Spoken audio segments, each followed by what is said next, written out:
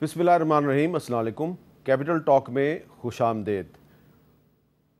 Hamas کے senior رہنما اسماعیل ہانیہ صاحب کی جو شہادت ہے اس پر پوری دنیا کے مسلمان سوگوار ہیں۔ کل اور آج دنیا کے مختلف ممالک میں، مختلف شہروں میں ان کی غائبانہ نماز جنازہ ادا کی گئی ہے، اور اس میں ایک جو نیا پہلو سامنے آیا ہے وہ یہ ہے کہ اسماعیل ہانیہ صاحب کی شہادت کے طفیل آپ کو کہیں پر جو مسلمان ہیں وہ ہاتھ کھول کے نماز جنازہ پڑھتے ہوئے نظر آ رہے ہیں، کہیں ہاتھ باندھ کے نماز جنازہ پڑھتے ہوئے نظر آ رہے ہیں، اور اس سے جو مسلمان جو کافی ڈیوائیڈڈ ہیں، تقسیم ہیں، وہ پہلی دفعہ دنیا بھر میں آپ کو متحد نظر آ رہے ہیں۔ اور یقیناً یہ جو اسماعیل ہانیہ کی شہادت ہے یہ اسی کو کریڈٹ جاتا ہے۔ لیکن دوسری طرف آپ یہ دیکھیں کہ ہم اسماعیل ہانیہ کی شہادت پر تو متحد ہیں، لیکن پاکستان کے اندر ہم آپس میں کتنے تقسیم ہیں، اور آج پاکستان میں جو پولیٹیکل ڈیولپمنٹس ہوئی ہیں اس میں جو چیز ڈومینیٹ کر رہی ہے وہ آپس کی لڑائیاں ہیں اور آپس کی محاذرائی ہے۔ تو اب جو پاکستان تحریک انصاف ہے اس نے اعلان کر دیا کہ اگلے 15 دن میں ایک بہت بڑا گرینڈ الائنس بننے والا ہے، اور اس کے ساتھ ہی ساتھ تحریک انصاف جو ہے وہ یہ بھی دعویٰ کر رہی ہے کہ اکتوبر تک پنجاب میں جو مسلم لیگ نون کی حکومت ہے یہ ختم ہو جائے گی، اور دوسری طرف حکومت یہ کہہ رہی ہے کہ جناب فکر نہ کریں، ہم آپ کا بندوبست کرنے والے ہیں۔ اور عمران خان صاحب جو ہیں وہ پہلے تو جو یہ سول عدالتیں ہیں نا اس میں مقدمات کا سامنا کر رہے ہیں، ان قریب ان پر فوجی عدالت میں بھی مقدمہ چلے گا۔ تو کیا بن رہا ہے پاکستان کا سیاسی منظر؟ آج ہمارے ساتھ گفتگو کے لیے موجود ہیں جناب سینیٹر طلال چودھری صاحب، مسلم لیگ نون کے سینئر رہنما، اور ملک عامر ڈوگر صاحب چیف وپ ہیں پاکستان تحریک انصاف کے، اور کئی دن سے جو اسلام آباد میں بھوک ہڑتال ہو رہی ہے اس میں عامر ڈوگر صاحب شامل ہیں۔ سب سے پہلے میں گفتگو کا آغاز کروں گا آپ سے، طلال چودھری صاحب۔ کل تحریک انصاف کے ایک رہنما جو ہیں اون عباس پپی صاحب جو سینٹ میں آپ کے ساتھ ممبر ہیں، انہوں نے ایک ہمارے پروگرام میں اعلان کیا، ذرا سنیں وہ کیا کہہ رہے ہیں۔ 107 ممبران پنجاب اسمبلی سر، ہمیں ٹوٹل 26 کے قریب اس ٹائم ریزرو سیٹس پنجاب میں مل رہی ہیں۔ 132 کے بعد ہمیں جو یہ فارم 45 فارم 47 ہے اس میں ہمارے 50 کیسز ہیں۔ میں کہتا ہوں صرف 40 ہی ہمارے حق میں آ جائیں۔ 132 40 172 ان 40 سیٹوں کے نتیجے میں 8 ریزرو سیٹس اور آئیں گی، 180 172 آپ کو سیٹیں چاہیے۔ میں کہتا ہوں آپ لکھ کے دے دیں 30 اکتوبر کو مریم نواز شریف صاحبہ چیف منسٹر پنجاب نہیں ہوں گی، اور اصل رولا یہی ہے، اور بار یہ میں لکھ لیا اور آپ سے دستخط کراؤں گا۔ اچھا، اب سوال یہ ہے کہ تحریک انصاف کا ایک خیال ہے کہ مخصوص سیٹیں ان کو مل رہی ہیں، ظاہری بات ہے پنجاب میں مل رہی ہیں تو مرکز میں بھی مل رہی ہوں گی، اور آپ کی اسٹریٹجی یہ نظر آ رہی ہے کہ جو ایک بل جو ہے وہ پیش کیا گیا ہے اس کا مقصد یہ ہے کہ 3 دن میں جن لوگوں نے پارٹی میں شمولیت کا اعلان کر دیا اب وہ کسی اور پارٹی میں شمولیت کا اعلان نہیں کر سکتے، تو پی ٹی آئی کو مخصوص نشستیں نہیں ملیں گی۔ پی ٹی آئی یہ نہیں کہہ رہی کہ ہم شہباز شریف صاحب کو ادھر سے نکال رہے ہیں، وہ کہہ رہے ہیں ہم پنجاب سے مریم نواز صاحبہ کو نکال رہے ہیں۔ کیا آپ کو لگ رہا ہے کہ ان کو ریزرو سیٹیں مل جائیں گی؟ بسم اللہ الرحمن الرحیم۔ میر صاحب وہ آپ نے سنا ہوگا، چھوٹے جب ہم تھے تو ایک کہانی سنتے تھے، شیخ شلی کے خواب۔ اچھا، یعنی پہلے مرغی ہوگی، پھر وہ انڈا دے گی، انڈے پھر میں اکٹھے کروں گا، پھر اس سے بچے نکلیں گے، پھر وہ بچوں کو بیچوں گا، پھر میں بکری لوں گا، پھر میں بکری کے بچے ہوں گے، پھر بکریوں کا ریوڑ بنے گا، پھر اس کے بعد میں گائے لوں گا، پھر اس کے بعد ایسا ہوگا اتنا میرے پاس پیسہ آ جائے گا، میں بہت امیر ہو جاؤں گا۔ یار یہ سیاستدان ہے، یہ میرا خیال ہے انہوں نے کبھی کونسلر کا بھی الیکشن ڈائریکٹلی نہیں لڑا۔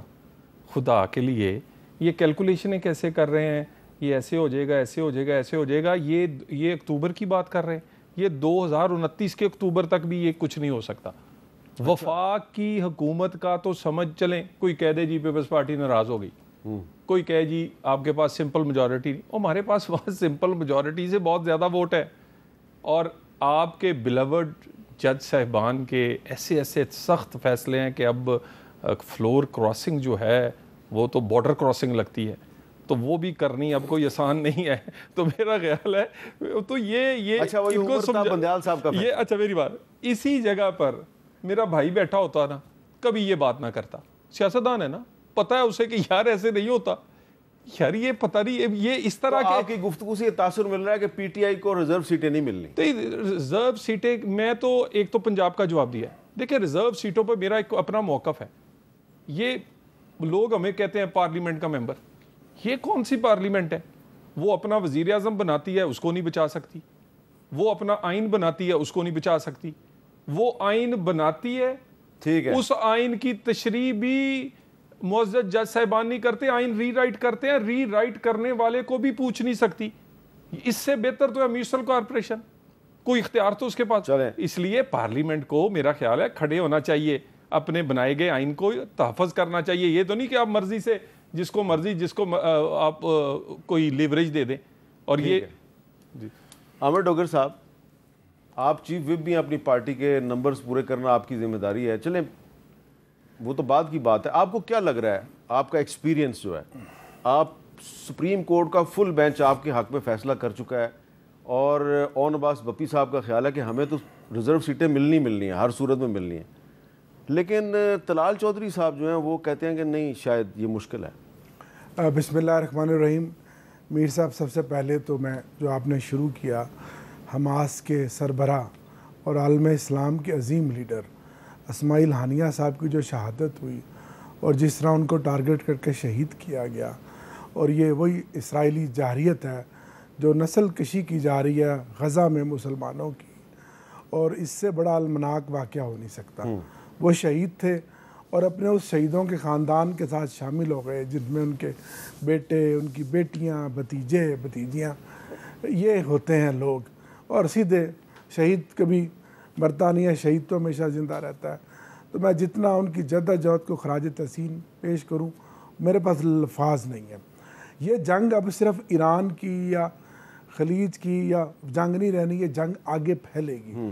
تو یہاں آج نہ صرف مسلم امہ, جس طرح آپ نے اپنی ابتدائیے میں ذکر کیا, اس کو متحد ہونے کی ضرورت ہے, بلکہ ہمارے ملک کو بھی, پاکستان کو بھی, جو مسلمانوں کا اور مسلم ورلڈ کا ایک سٹرونگ ملک ہے, جس کی ایک سٹرونگ آرمی ہے, ہمیں کھڑے ہو کر اس کی جارحیت کا منہ توڑ جواب دینا چاہیے اور اسماعیل ہانیہ کے اس بے ایمانہ قتل کا بدلہ لینا چاہیے تمام مسلمانوں کو.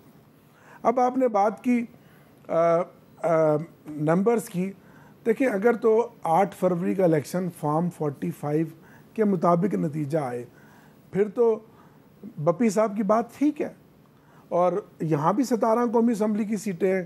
کبھی پاکستان کی تاریخ میں نہیں ہوا کہ 17 سیٹوں والی پارٹی کو 121 سیٹیں دے دی جائیں, اور اس کے سربراہ خود میاں نواز شریف صاحب خود الیکشن ہارے ہیں یاسمین راشد سے. اب آگے بات ہے پارلیمنٹ کی. بالکل بڑی اچھی بات کی ہے میرے بھائی نے, سینیٹر صاحب نے, طلال صاحب نے, کہ کیا وقت رہ جاتی ہے وزیر اعظم کی, کیا وقت رہ جاتی ہے قانون سازی کی. تو ووٹ کو عزت دو کا نعرہ تو آپ نے لگایا تھا, پھر کیوں ڈگی میں بیٹھ کے چلے گئے اور اپنے اس سارے بیانیوں کو دفن کر دیا. حکومت میں آپ جس طرح سے آئے ہیں کون نہیں جانتا, لیکن سیاسی طور پر آپ نے کیا یہ اسی طرح حکومت میں نہیں ہے جس طرح 2018 میں آپ کی پارٹی حکومت؟ سر پھر تو 13 بھی ہے, 8 بھی ہے, پھر تو ایک لمبی کہانی ہے نا. یہ پھر تو آپ کریں اس کا ازالہ, لیکن آپ جب بات کرتے ہیں اس پر کھڑے ہوں. آپ کو ریزرو سیٹیں ملیں گی یا نہیں ملیں گی؟ سر ریزرو سیٹیں تو ہمارا حق ہے ملنا, اور یہ ان کو پتہ ہے ان کا حق نہیں ہے. ابھی اس سے بڑی سمجھے, میں لفظ استعمال کروں گا, بدماشی, غنڈہ گردی, فسطائیت کیا ہوگی کہ سپریم کورٹ کے فل بینچ نے فیصلہ کر دیا, ہمیں فیصلہ منظور نہیں, لہذا لیجسلیشن کر لیں کیونکہ اسمبلی میں ہماری اکثریت ہے. یار آپ نے پہلے بھی آپ نے سپریم کورٹ پر حملے کیے ہیں, پہلے بھی آپ نے سپریم کورٹ پر حملے کیے ہیں. کیا توقیر ہے آئین کی اور قانون کی. لیکن اب دیکھیں طریقہ کار بدل گیا نا, اب سپریم کورٹ پہ وہ حملہ نہیں کر رہے, وہ پارلیمنٹ کے فورم پر بل پیش کیا ہے, اسٹینڈنگ کمیٹی میں گیا, ادھر سے منظور ہو گیا ہے. کل اگر یہ بل جمعے کی نماز سے پہلے منظور ہو جاتا ہے تو پھر آپ کی تو ریزرو سیٹیں فارغ ہیں. سر بات یہ ہے کہ یہ تو پھر سپریم کورٹ, یہ تو بچہ جانتا ہے کہ باہر جو آپ کے فروٹ والا کھڑا ہے اس کو بھی پتہ ہے کہ یہ قانون سازی کس لیے ہو رہی ہے. کیا یہ پارلیمنٹ اس لیے بنی ہے کہ اپنی من ماضی ایک فیصلہ پسند نہیں آتا اور اس کو سیدھا بلڈوز کر کے سپریم کورٹ کے فیصلے کے میرٹ اور ڈی میرٹ پہ آپ بات کر سکتے ہیں, لیکن یہ کیا فیصلہ کہ ایک فیصلہ 4 دن پہلے آیا قانون سازی کر کے اس کو بدل دو. یہ پارلیمنٹ کی یہ اسپرٹ نہیں ہے. ہم لیجسلیٹر ہیں, ہم in the larger interest of public کی لیجسلیشن کے لیے آئے ہیں, نہ کہ اپنی ضد اور انا کو پروان چڑھانے کے لیے, کیونکہ طاقت ہمارے پاس ہے, ہم جو چاہیں گے وہ فیصلہ ہوگا. سپریم کورٹ کی کیا جرات ہے؟ طلال چودھری صاحب, ایسا کتنا ظلم ہے آپ کے خیال میں جوڈیشری اور گورنمنٹ کے درمیان ایک بہت بڑی لڑائی نہیں شروع ہو جائے گی؟ وہ لڑائی ہو سکتا ہے کہ نیا رخ اختیار کر لے. دیکھیں ایک تو میر صاحب پارلیمنٹ کو پارلیمنٹ بننا ہے, میونسپل کارپوریشن نہیں بننا. آپ اس کا وزیر اعظم بنایا ہوا کبھی اس کو پھندے سے جھول جائے, کبھی وہ تاحیات نااہل ہو جائے, آپ جو مرضی کریں اور آپ اس کے بعد پوچھیں تک نہیں. اس کا بنایا ہوا آئین آپ ردی کی ٹوکری میں پھینک دیں, پی سی او کا حلف لے لیں, ایل ایف او کا حلف لیں, اور پارلیمنٹ بعد میں آئے اور آپ کے کیے گئے پر مور لگائے. خیر بس کریں بھئی میں سمجھتا ہوں اگر ہم نے ایک قانون سازی کی ہے, یہ ہمارا اختیار کہ یہ اس کی تشریح ٹھیک نہیں ہوئی تو دوبارہ پارلیمنٹ کا کام ہے. اچھا, اگر ایک سابق وزیر اعظم پر فوجی عدالت میں مقدمہ چلنا شروع ہو جائے, اس سے پارلیمنٹ کمزور ہوگی یا مضبوط ہوگی؟ دیکھیں میر صاحب گزارش یہ ہے نا, ایک سب سے پہلے سابق وزیر اعظم اگر یہ کام کرے تو سب سے زیادہ افسوسناک ہے. فاٹا سے افغانستان سے آیا ہوا دہشت گرد, کیونکہ اس نے داڑھی رکھی ہوئی ہے, کیونکہ وہ پگڑی پہنا ہوا ہے, کیونکہ وہ یونیورسٹی کا گریجویٹ نہیں ہے, وہ گلین شیو نہیں ہے, وہ انگلش نہیں بولتا, وہ آ کے میاں والی ایئر بیس پہ حملہ کرے تو دہشت گرد ہے. کلین شیو جینز پہنا ہوا, باہر کا پڑا ہوا, اس کے آپ گلے میں پی ٹی آئی کا پرچم ہو تو وہ انقلابی ہے. اور ایک وزیر اعظم اگر یہ کانسپریسی کرے 9 مئی کی, مجھے تو میرا خیال ہے اس کو تو اس سے بھی سخت سزا ہونی چاہیے. کوئی عام کارکن کرے. آپ کو کوئی اعتراض نہیں ہے کہ اگر عمران خان پہ فوجی عدالت میں مقدمہ چلے؟ میر صاحب گزارش یہ ہے, سب سے پہلی بات تو یہ ہے, یہ المیہ اس پاکستان کا کہ ان عدالتوں سے نہ عام شہری سیٹسفائی ہیں. جب آپ 9 مئی کے معاملات کو 1.5 سال گزر گیا ہے, فوٹیج موجود ہیں, ایویڈنس موجود ہیں, کسی کو سزا نہیں دیں گے تو پھر جنگل کا قانون بنا دیں. اسی طرح ہوا تھا یہ جو فوجی عدالتیں ہم نے بنائی تھی. کیوں بنائی تھی میر صاحب؟ بڑی ڈیبیٹ ہوئی تھی, یہ ہم سارے دوست ساتھ تھے. کیوں؟ اس لیے کہ عدالت نظام انصاف میں یہ طاقت نہیں تھی کہ وہ دہشت گرد کو سزا دے سکے. یہ وہ آدمی ہے جو ہینڈسم اینڈ پاپولر اپنا قانون چاہتا ہے.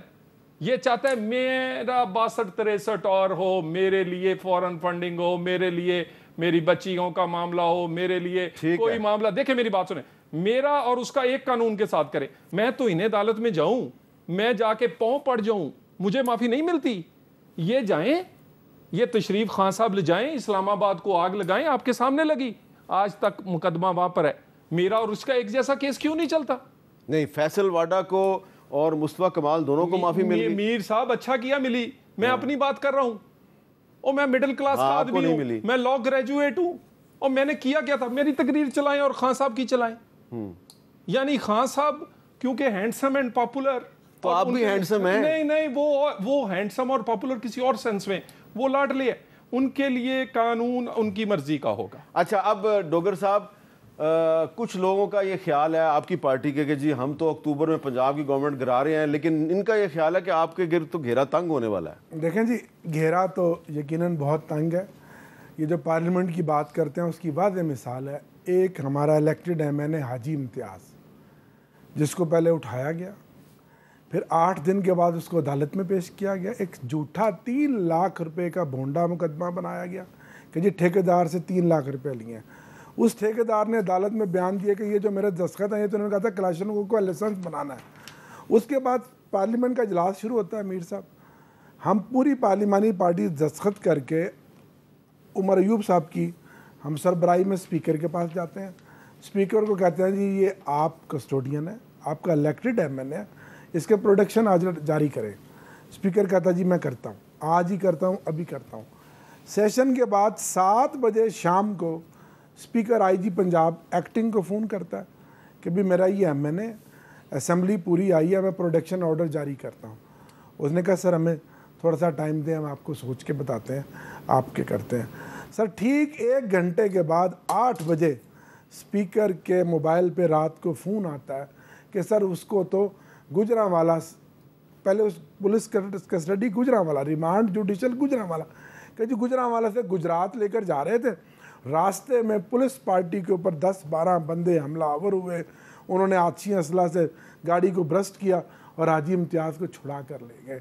اور تاریخ کیا ڈالتے ہیں وقوعے کا. FIR جب سامنے آئی رات 1 بجے اور شام 8 بجے 5 گھنٹے پہلے اسپیکر کو یہ بات بتا چکے ہیں, اور جب FIR کی ڈیٹ دیکھی تو 1 اگست. اس سے بڑی فسطائیت, اس سے بڑی بدماشی, اس سے بڑی غنڈہ گردی ہوگی کہ وہ 41 MNAs جنہوں نے اپنا ایفیڈیوٹ دینا تھا, کسی MNA کے بیٹے کو اٹھا کے اس کو چیخیں سنائی جا رہی ہیں, کسی پہ اینٹی کرپشن کے پرچے. خدا کا نام مان لو, جو مرضی کر لو, اللہ الحق ہے. ایک بندہ جو جیل میں بیٹھا اتنے خوف میں مبتلا کہ نیندیں بھی اڑا دیا. ہر ہیلا حربہ, حکومت, اس کے ادارے, پولیس لگی ہوئی ہے کہ عمران خان اور اس کی پارٹی کو توڑ دیں, اس کی مقبولیت کو ختم کریں, وہ نہیں کر پا رہے. خدا کا نام مانو, اس ملک کا کچھ سوچو. اس ملک میں آگے آپ نے نئی اسٹریٹجی بنائی ہے کہ اب 100 روپیہ یونٹ عام آدمی بجلی کا دے رہا ہے. وہ لیکن 5 مہینے ہو گئے ان کی حکومت, لیکن وہ جو آپ صرف ایک کام کر رہے ہیں کہ عمران خان کو کیسے توڑنا ہے, اس کی پارٹی کو. اب جو عمران خان صاحب نے اعلان کیا کہ میں اب فوج سے مذاکرات کروں گا, تو فوج سے مذاکرات کس بات پہ ہوں گے؟ کیا آپ کا خیال ہے فوج آپ کو جیل سے نکال دے گی؟ سر نہیں, بات جیل سے نکالنے کی نہیں ہے. جیل سے اگر عمران خان نے نکلنا ہوتا تو پھر جیل ہی نہ جاتا, آپ سمجھتے ہیں. میں آپ کا بھی سن رہا تھا کہ 3 دفعہ انہوں نے یہ ڈیل ریجیکٹ کیا. سر بات صرف اصول کی ہے کہ ہر ملک کے مقننہ کو, عدلیہ کو, ایگزیکٹو کو, اسٹیبلشمنٹ کو اپنے ڈومین میں رہ کے کام کرنا ہے.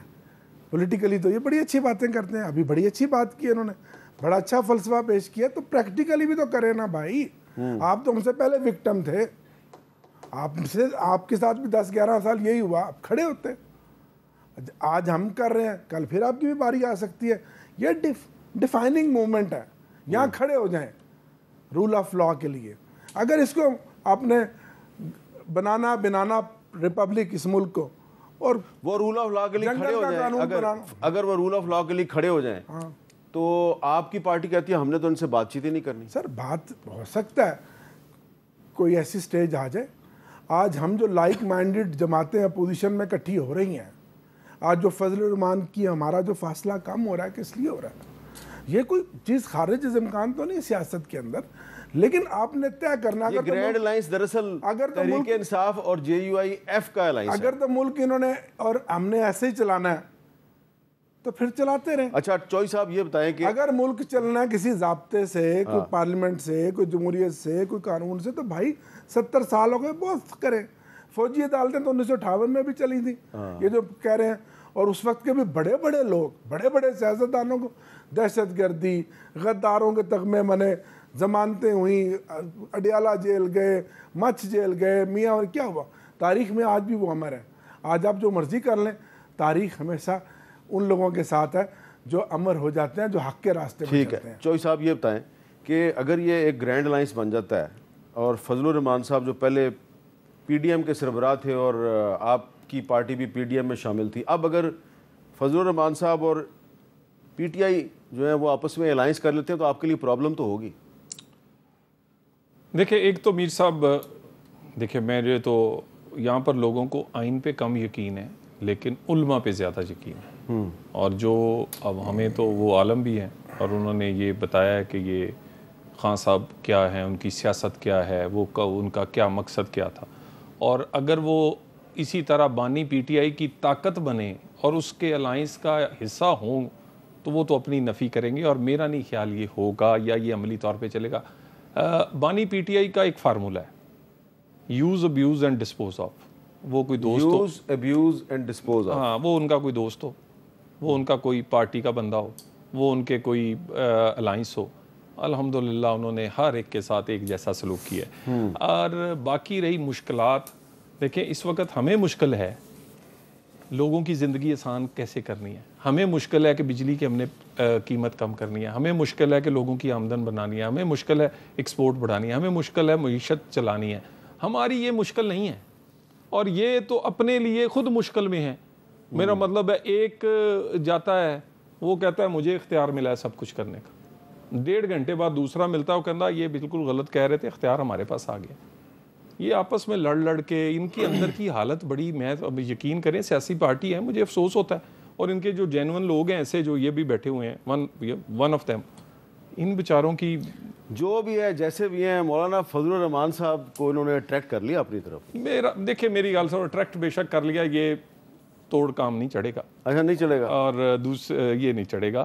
اور یقیناً ایک میں نے بریک لینی ہے, لے لوں بریک؟ لے لیں سر. بریک سے پہلے میں نے ایک چیز جو ہے وہ مینشن کرنی ہے, کیونکہ گفتگو کا آغاز ہم نے اس صاحب کی شہادت سے کیا ہے. کل پاکستان کا جو دفتر خارجہ ہے اس نے ایک سٹیٹمنٹ جاری کیا تھا اسماعیل ہانیہ صاحب کی شہادت پر, اور اس کا جو آخری پیراگراف ہے اس میں کہا کہ Pakistan views with serious concern the growing Israeli adventurism in the region. ٹھیک ہے جی, گروئنگ اسرائیلی ایڈونچرزم. یہ سٹیٹمنٹ جو ہے یہ میڈیا کو جاری کر دی گئی, اور تھوڑی دیر کے بعد ایک نئی سٹیٹمنٹ جو ہے وہ ایکس اکاؤنٹ سے شیئر کی گئی, اور اس میں جو لفظ تھا وہ تبدیل ہو گیا, Pakistan views with serious concern the growing adventurism in the region. Israel کا نام اس میں سے غائب ہو گیا. تو اس پر بڑا کرٹیسزم ہوا. آج دفتر خارجہ کی جو ترجمان صاحب ہیں انہوں نے اسرائیل کی مذمت کی ہے, لیکن یہ انکوائری ہونی چاہیے کہ کل جو سٹیٹمنٹ جاری ہوا اس میں سے اسرائیل کا نام کس نے نکلوایا. آج آپ نے مذمت کر دی دوبارہ اس کا نام لے کے, لیکن کل کی آپ کی جو سٹیٹمنٹ ہے اس میں سے اسرائیل کا نام کس نے نکالا. اس پہ مجھے امید ہے کہ وزیر خارجہ اور نائب وزیر اعظم اسحاق ڈار صاحب جو ہیں وہ کوئی اس کی انکوائری کروائیں گے. جی میں بات اس لیے کر رہا ہوں کہ یہ پاکستان جو ہے نا یہ قائد اعظم کا پاکستان ہے. یہ شہباز شریف صاحب کا یا عمران خان صاحب کا یا مولانا فضل الرحمان کا پاکستان ٹھیک ہے وہ بھی ہیں اس کے, لیکن فاؤنڈر آف پاکستان ہے قائد اعظم. میں جناب آپ کو بتاتا ہوں کہ قائد اعظم کا جو فلسطین کے ساتھ جو ان کا تعلق تھا وہ تھوڑی سی میں اس کی آپ کو جھلکیاں بتانی چاہتا ہوں. 23 اگست 1938 ابھی قرارداد پاکستان منظور نہیں ہوئی ہے, 23 مارچ 1940 والی. قائد اعظم نے جو لیجسلیٹو کونسل تھی اس میں خطاب کرتے ہوئے کہا, ہم سمجھتے ہیں کہ فلسطین اور وزیرستان میں برطانوی حکومت کی پالیسی غیر منصفانہ اور ظالمانہ ہے. وزیرستان اور فلسطین کو ملا دیا قائد اعظم نے 1938 میں. اس کے بعد پھر جو آل انڈیا مسلم لیگ کا آخری اجلاس ہوا 14 اور 15 دسمبر 1947 کو قائد اعظم کی صدارت میں, دیکھیں اس میں قائد اعظم صاحب کیا کہہ رہے ہیں کہ اقوام متحدہ نے فلسطین کی تقسیم کے حق میں فیصلہ کر کے اپنے ہی چارٹر کی خلاف ورزی کی ہے. فلسطینی عربوں اور دنیا بھر کے مسلمانوں کے لیے اقوام متحدہ کا یہ فیصلہ تسلیم کرنا لازمی نہیں ہے, یعنی کہ ہم UN کا اس فیصلے کو ماننے کے پابند نہیں ہیں, لہٰذا ہم عرب لیگ کی طرح اس فیصلے کو مسترد کرتے ہیں اور صہیونی جارحیت کی مذمت کرتے ہیں. اور اس کے بعد قائد اعظم نے امریکن پریزیڈنٹ ٹرومین کو ایک خط لکھا, اور یہ جو خط ہے یہ امریکن اسٹیٹ ڈپارٹمنٹ کی آرکائیو میں موجود ہے, میں پہلے بھی اس کا ذکر کر چکا ہوں. اس میں قائد اعظم کہتے ہیں United States organization to enforce partition of Palestine جو ہے یہ the decision is ultra vires of the United Nations charter and basically wrong and invalid in law. تو جب قائد اعظم نے کہہ دیا کہ ہمیں یہ قبول نہیں ہے, تو یہ ہمارے پاکستان میں کچھ لوگ جو ہیں ان کو ابھی تک یہ کہیں سے تکلیف ہوتی ہے جناب کہ اسرائیل کا نام جو ہے وہ دفتر خارجہ کی پریس ریلیز میں کیوں آ گیا. اس لیے اس کی ہونی چاہیے انکوائری کہ کل جو دفتر خارجہ کی پریس ریلیز میں سے اسرائیل کا نام نکالا گیا, گول کیا گیا ہے, وہ کس نے کیا ہے. بریک کے بعد دوبارہ ملتے ہیں.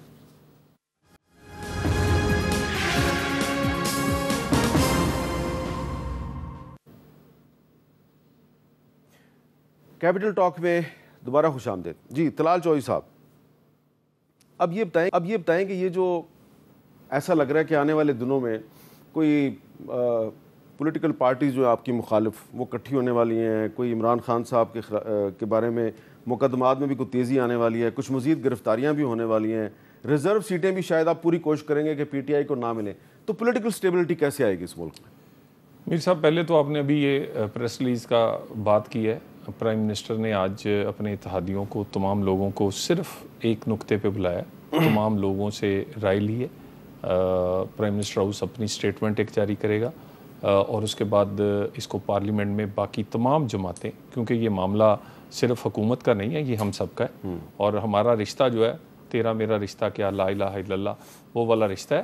تو اس پہ ہم انشاءاللہ تعالیٰ تو میں نے جو قائد اعظم کی جو کوٹس جو آپ یہ اس کتاب میں تمام چیزیں موجود ہیں, جو آپ نے کہا ہے اس کو تو اس میں ایک چیز شامل کر لیں جو آپ کہ پرائم منسٹر شہباز شریف صاحب جو بار بار کہہ رہے ہیں نا 2 اسٹیٹ سولوشن, وہ قائد اعظم کی یہ ڈاکومنٹس میرے پاس موجود ہیں, اس کے مطابق وہ صحیح نہیں ہے. دیکھیں پرائم منسٹر جو اتنے معاملات کے باوجود اتنی نازک صورتحال کے باوجود سعودی عرب میں ان کا خطاب ہو یا کئی انٹرنیشنل فورمز پہ فلسطین کے لیے اگر کسی مسلم لیڈر نے آواز اٹھائی ہے تو وہ آپ نمبر دیں گے، وہ شہباز صاحب. لیکن to state solution Quaid Azam کے نظریات کے خلاف ہے. میں اس پر ڈیٹیل میں نہیں، میں نے آپ کو بتایا کہ آج اس ہانیہ صاحب کے معاملے پہ ایک پوری میٹنگ ہوئی ہے اور حکومت اور اس کے بعد پارلیمنٹ میں سب لوگوں کو آن بورڈ لے کر اس کا ہم ایک پاکستان اپنا موقف تھے. ٹھیک ہے جی. اب دوسری آپ کہہ رہے ہیں اسٹیبلٹی.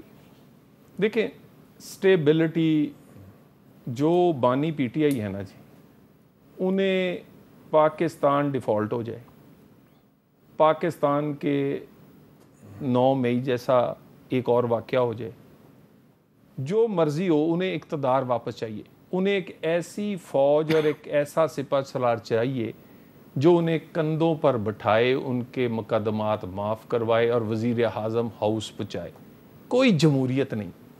یہ جنگ یہ نہیں لڑ رہے کہ آپ باہر ہو جائیں، نہیں نہیں، یہ جنگ لڑ رہے آپ ہماری طرف ہو جائیں. یہ جنگ یہ نہیں لڑ رہے کہ نہیں نہیں ہمیں آپ کی مداخلت قبول نہیں. یہ جنگ یہ لڑ رہے ہیں ہماری طرف سے مداخلت کریں. ٹھیک ہے. سو گزارش یہ ہے، یہ ان کا ایک پاسٹ ہے بڑا لمبا. ان کی ایک حکومت میں آپ نے سب کچھ دیکھا ہے کہ کیسے چلتا رہا ہے. تو میرا خیال ہے اسٹیبلٹی جو ہے وہ یہ آنے نہیں دیں گے. اور ہماری مجبوری یہ ہے کہ ایک صوبے میں ان کی حکومت ہے، اپوزیشن میں یہ بیٹھے ہیں. 2013 سے 18 بھی بڑے اختلافات تھے.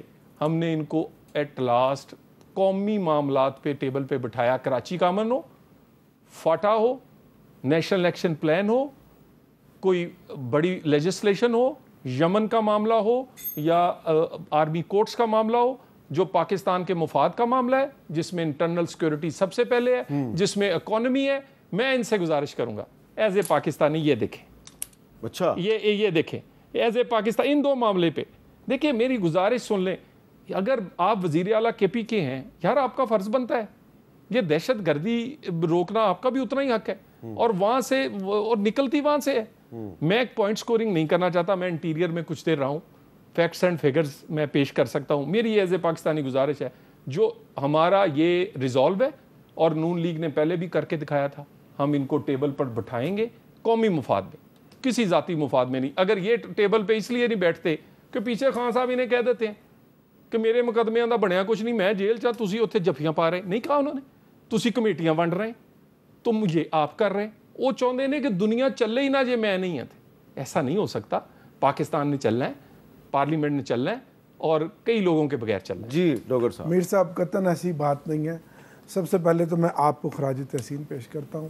آپ ہسٹری کے اسٹوڈنٹ ہیں اور بڑے منجے ہوئے زیرک صحافی ہیں کہ آپ نے جو قائد اعظم کے 1938 کے خطبے کی بات کی، آل انڈیا مسلم لیگ کی بات کی، ٹرو مین پریزیڈنٹ آف امریکہ کو اس وقت جو خط لکھا اس کی بات کی.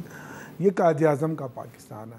یہ اس کے نظریے کے مطابق ہی چلنا ہے، ان کے فرمودات کے مطابق ہی چلنا ہے، جو اس ملک کا بانی تھا. آج جو حکومت ہے یہ تسلسل ہے پی ڈی ایم کی اس حکومت کا جس نے ایک امریکن کلرک کے کہنے کے اوپر رجیم چینج کی. اور کون نہیں جانتا کہ امریکہ اور اسرائیل بھائی بھائی ہیں، اور یہ حکومت امریکن اور اسرائیل نواز حکومت ہے. جو بات یہ جو کی ہے، یہ جو کل بات جو انہوں نے اسرائیل کا نام نکالا ہے فارن منسٹری سے، اور اس کی تحقیق ہونی چاہیے. کل ہم پارلیمنٹ میں بھی یہ بات کریں گے کہ کن کا انٹرسٹ یہ واچ کر رہے ہیں. ٹھیک ہے، نمبر 1. نمبر 2، ایک بات کر لوں، مجھے اتنا بتا دیں جو قرارداد آئی تھی وہ کس پارلیمنٹ سے آئی تھی؟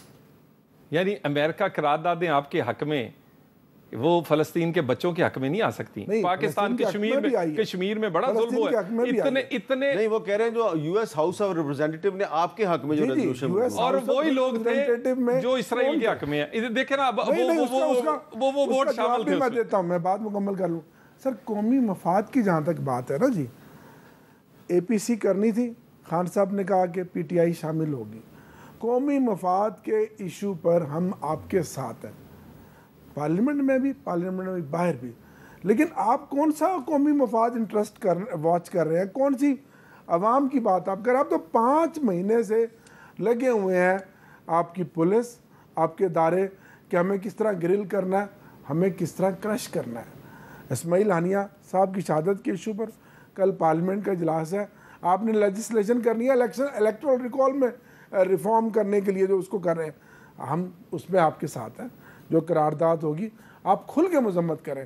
میں نے غزہ کے اوپر 3-4 دفعہ امیر صاحب سپیچ کیا اور پرائم منسٹر صاحب کو، فارم منسٹر صاحب کو ہمیشہ میں نے ایڈریس کر کے کہا کہ آپ آئے کہ 2 ٹوک موقف دیں، جس طرح ایران نے دیا ہے، ایون رشیا نے دیا ہے، باقی ممالک نے دیا ہے. قطر پاکستان کہاں ہے؟ نہیں لیکن آپ یہ تو پھر مجھے کہنے دیں نا کہ آپ امریکن نواز ہیں، آپ ان کی پالیسی کو ٹو کر رہے ہیں. لیکن ایس سی او کا اجلاس تھا جو آستانہ میں، اس میں تو شہباز شریف صاحب نے کہا کہ اسرائیل کے خلاف انٹرنیشنل کورٹ آف جسٹس میں مقدمہ چلنا چاہیے. اگر یہ کہا ہے تو بہت اچھی بات ہے. وزیر اعظم کے پیچھے میں کھڑا ہونا. اگر یہ کہا ہے تو بہت اچھی بات ہے. میں نے تو کہا قومی مفاد میں ہم ساتھ ہیں. ہاں لیکن ساتھ ہی ساتھ میں یہ بھی کہہ رہا ہوں کہ 2 اسٹیٹ سلوشن کی بات نہیں کرنی چاہیے، جی بالکل، جو انوار اللہ کاکڑ نے بطور نگران وزیر اعظم شروع کی تھی. جی تو اور یہ اسی کو ٹو کر رہے ہیں نا. کیونکہ دیکھیں 2 اسٹیٹ سلوشن کا مطلب ہے کہ آپ اسرائیل کو تسلیم کر لیتے. میر صاحب پہلی دفعہ ہوا ہے کہ آپ کی خارجہ پالیسی بھی آپ کی اپنی نہیں ہے، آپ کمپرومائزڈ ہیں. آپ اس پہ پارلیمنٹ میں ڈیبیٹ تو ہونی چاہیے. اس کی آپ کی انڈیپینڈنٹ خارجہ پالیسی بھی نہیں ہے. میر صاحب ڈیبیٹ جہاں تک خان صاحب کی بات ہے کہ جی خان صاحب کہتے ہیں کہ مجھے نکالو، خان صاحب کو اپنے مقدمات کی فکر نہیں ہے. حکومت کی بات ہوتی ہے نا میر صاحب، آپ جانتے ہیں میں بڑی بات کر رہا ہوں، حکومت ہم 3 مہینے پہلے بھی بنا سکتے تھے، ہم 7 مہینے پہلے بھی بنا سکتے تھے. حکومت ہم آج بھی بنا سکتے ہیں. ڈوگر صاحب کیڑی میں دنیا آپ میں کو رہتے بڑی بات کر رہا ہوں. لیکن ہم حکومت بنانا چاہیں گے، پہلے ہمارا نتارہ کریں. ہمارے فارم 47 کے ذریعے جو ہماری سیٹیں چھینی ہیں ٹریبونلز کے ذریعے، پہلے ان کو ہمارا مینڈیٹ واپس دیں. اس کے بعد حکومت کیسے بننی ہے وہ تو بنے گی. عمران خان اس ملک کا وزیر اعظم بنے گا، لیکن بیساکھیوں سے نہیں، عوام کی مقبولیت سے، اور انشاءاللہ وہ ہو کر رہے. اچھا صرف ایک آخری سوال، طلال چودھری صاحب، یہ جو معاملہ ہے اسماعیل ہانیہ صاحب کی شہادت پر جو بات ہو رہی ہے، پارلیمنٹ کا اجلاس ہے، بڑی اچھی بات ہے. اس میں جو 2 اسٹیٹ سلوشن کا فارمولہ، اس پہ بھی تو بات ہونی چاہیے کہ یہ فارمولہ تو قائد اعظم کے نظریات کی صریحاً خلاف ورزی ہے. اس کی ہم کیوں بات کرتے ہیں؟ دیکھیے میر صاحب، یہ پارلیمنٹس بنی اس لیے ہیں، انفارچونیٹلی یہ ہم نے بنا دی ہیں وہ نعرہ بازی کے لیے. ایک وہاں پر ایک چوک بنا دیا اسے، کسی کو بات تو اب کرنے نہیں دیتے، آپ کسی کو تقریر نہیں کرنے دیتے، کسی کی سنتے نہیں ہیں، نعرے لگائیں گے، کاغذ پھاڑیں گے، رہا کرو رہا کرو. جی ہمیں تو اپوزیشن میرا مطلب نا ہاؤس ایک چلانا، ایک ان معاملات پہ ڈسکشن ہونی چاہیے، پارلیمنٹ میں ہونی چاہیے، اس کے بعد پالیسی بننی چاہیے، حکومت کو اس کو ٹو کرنا چاہیے. مجھے آپ یاد کریں یمن کا معاملہ تھا، یمن کا معاملہ، لوگ کہتے تھے میاں نواز شریف پہ سعودی عرب کا پریشر ہوگا، ان پہ بڑے احسانات ہیں. میاں نواز شریف نے پاکستانی بن کے دکھایا، پارلیمنٹ میں لے کے آئے، یہ پارلیمنٹ میں ساتھ بیٹھے تھے سارے، ریزولوشن کٹھی آئی، سارے لوگوں کو آن بورڈ لیا. دیکھیں ہم ابھی بھی لینا چاہتے ہیں ان معاملات پہ جو قومی معاملات ہیں، ٹھیک ہے، مگر اس کے لیے ایک قومی پارٹی بنے، ایک تحفظ عمران نہ کریں، تحفظ آئین کی انہوں نے کہی ہے، اس پہ ہم بھی ان کے ساتھ ہیں. تحفظ آئین مومنٹ چلائیں، تحفظ عمران اور اس کے گناہوں کو معاف کرنے کی مومنٹ نہ چلائیں، وہ ہم نے نہیں چلنے دینی. اچھا یہ بھی اسی ہونا بالکل اس گل دا بھی پورا. بہت بہت شکریہ طلال چودھری صاحب، بہت بہت شکریہ عامر ڈوگر صاحب. اور میں اس سے پہلے ذرا بتا دوں یہ کتاب جس کا میں حوالہ دے رہا ہوں یہ ہے کیا. کتاب کا نام ہے Quaid Azam at the Muslim world, selected documents 1937 سے 1948 تک. یہ قائد اعظم کی کورسپونڈنس ہیں، ان کے بیانات ہیں، ان کے انٹرویوز ہیں، ان کی تقاریر ہیں. اور یہ کتاب جو ہے یہ عتیق ظفر شیخ صاحب اور محمد ریاض ملک صاحب نے اس کو کمپائل کیا. دونوں جو ہیں یہ نیشنل آرکائیوز آف پاکستان جو اسلام آباد میں ہے، یہ اس میں کام کرتے رہے ہیں. تو تمام ارکان پارلیمنٹ کو اگر یہ کتاب مہیا کر دی جائے تو میرا خیال ہے کہ بڑے کام آسان ہو جائیں گے. وقفے کے بعد ہم بات کریں گے جماعت اسلامی پاکستان کے سربراہ حافظ نعیم الرحمان صاحب سے. ان سے پوچھیں گے کہ پی ٹی آئی کے ساتھ الائنس کریں گے یا نہیں. وقفے کے بعد دوبارہ ملتے ہیں.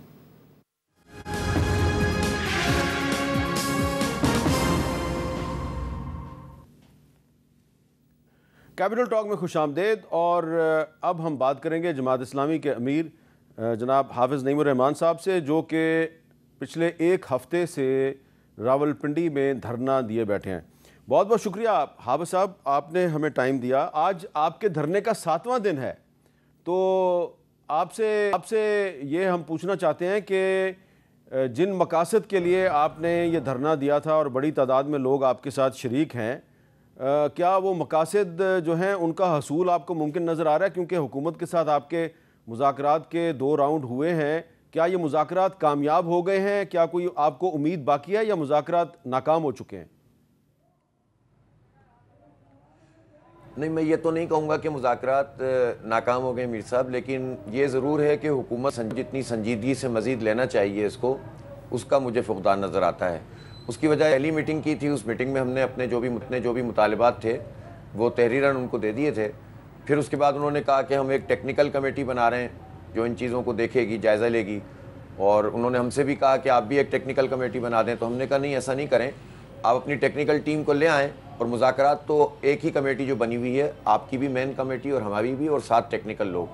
تو وہ کل ایک راؤنڈ ہو گیا، اور الحمدللہ ہمارے لوگوں کی تیاری بھی بہت اچھی تھی، اور ہم نے اپنی تجاویز کو بہت بھرپور طریقے سے پیش بھی کیا، اور حکومت کی جو کمیٹی تھی اس میں ٹیکنیکل لوگ بھی موجود تھے، تو ان سب نے اس بات کو مانا ہے کہ یہ مسائل بھی جینوئن ہیں اور یہ چیزیں ٹھیک بھی ہونی چاہیے۔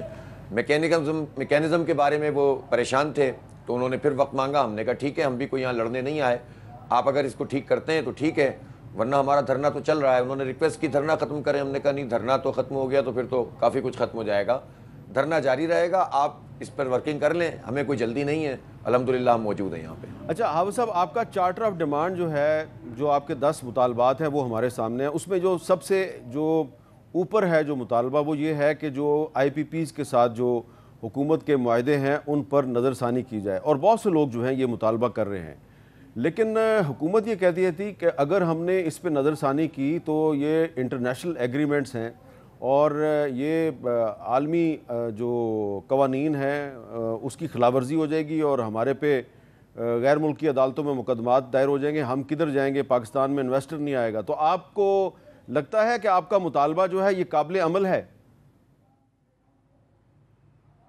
اچھا دیکھیں، اس میں کیٹیگریز ہیں نا، ایک وہ ہیں جو بین الاقوامی کمپنیوں کے ساتھ ہے، ظاہر ہے مینلی چائنا ہے اس میں، اور ہم تو یہ سمجھتے ہیں کہ چائنا کے ساتھ بھی بات ہو سکتی ہے، ری نیگوشیٹ ہو سکتا ہے اگر پراپر طریقے سے ورکنگ کی جائے، لیکن چائنا سے بات کس وقت کریں گے؟ جب حکومت اونڈ جو گورنمنٹ اونڈ آئی پی پیز ہیں، جب آپ اسی کے کیپیسٹی پیمنٹ ساری کی ساری شفٹ کر رہے ہیں عوام کے اوپر، تو کیسے آپ چائنا سے بات کر سکتے ہیں؟ اسی طرح سے کچھ ایسے ہیں جن کی مدت پوری ہو گئی، کچھ ایسے ہیں کہ جن کے معاہدوں میں پرابلم ہے۔ اب کل ہم نے ان کو 4-5 چیزوں کی لسٹ دی ہے کہ آپ ہمیں پرووائڈ تو کریں، جس میں وہ جو پرچیز ایگریمنٹ ہے وہ دکھائیے، جو مزید ری سیٹلمنٹ ہوتی ہے اس کی وہ دکھائیے، آربیٹریشن کا جو ایگریمنٹ ہے وہ دکھائیے۔ تو 5-6 چیزیں ہم نے ان سے کہا ہے کہ آپ ہمیں دکھائیں نا، آپ تو قوم کو بتا ہی نہیں رہے ہیں کچھ بھی، اور رائٹ ٹو انفارمیشن کے لاء کے تحت آپ دیں۔ بہرحال ہم یہ سمجھتے ہیں کہ معاہدوں کے اندر بہت گڑبڑ ہے۔